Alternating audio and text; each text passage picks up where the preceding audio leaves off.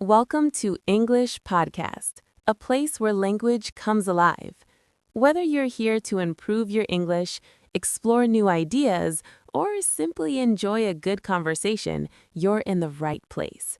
Each episode is designed to help you listen, learn, and grow, naturally and confidently. No pressure, no complicated rules, just real English, real topics, and real progress. So grab your headphones, get comfortable, and let's start this journey together. So today, about a special deep dive into the working revolution. It's been years since the 2020 pandemic forced the world into a massive remote work experiment, but the dust hasn't settled yet. Today, we're looking at why the office versus home debate has become a cultural and economic battlefield. At the height of the lockdowns, the shift to working from home seemed permanent, but now we're seeing a wave of companies ordering employees back to their desks, with some leaders slamming remote work as a drain on the bottom line. Yet, the data tells a more complicated story. Joining us to unpack this is Stanford economist Nick Bloom and BBC correspondent Zoe Conway. Nick, you've been tracking the numbers. Is the revolution actually over? Not even close. If you look at the Fortune 500, roughly 80% of these massive companies are now on hybrid models. They aren't doing it to be nice. They're doing it because it's profitable. Research shows that working from home a couple of days a week doesn't damage productivity, but it does slash quit rates by about a third. And it's changing the power dynamic in recruitment. Recruiters used to talk about the big two perks, pension and healthcare. Now it's the big three, with working from home right at the top.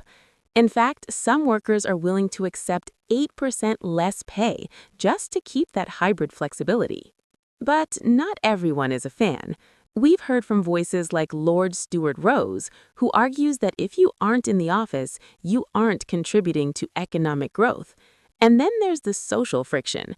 Zoe, you spoke with a record label CEO who feels that spirit and camaraderie are dying. Exactly. He calls the company his baby and worries that remote work is hurting the mental health of young staff who need to be networking and building physical relationships.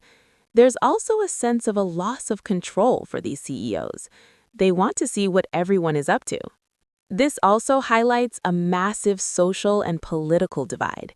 Elon Musk recently called remote work a symbol of class division between white-collar and blue-collar workers. Nick, what do the numbers say about that? It's true that remote work is mostly for university-educated professionals, which creates a political poke in the eye for frontline workers who can't work from home. But there's another side to this: inclusion.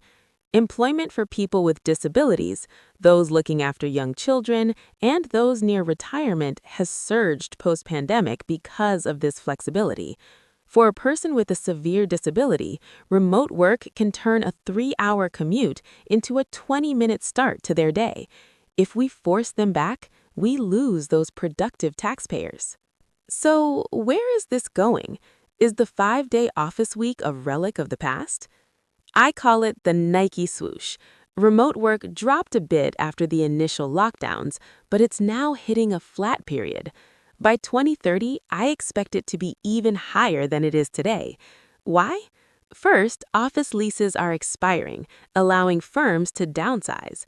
Second, younger, more sympathetic CEOs are replacing the old guard. And third, the tech is just going to get better.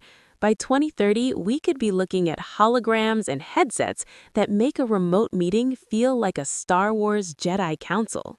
The real test will be the labor market. Right now, workers have the power to demand flexibility, but if unemployment ticks up and jobs get scarce, the balance might shift back to employers who want their staff in the office full-time. For now, the right to request remote work is even being written into law in places like Ireland, Spain, and the UK. The office isn't dead, but the way we use it has changed forever.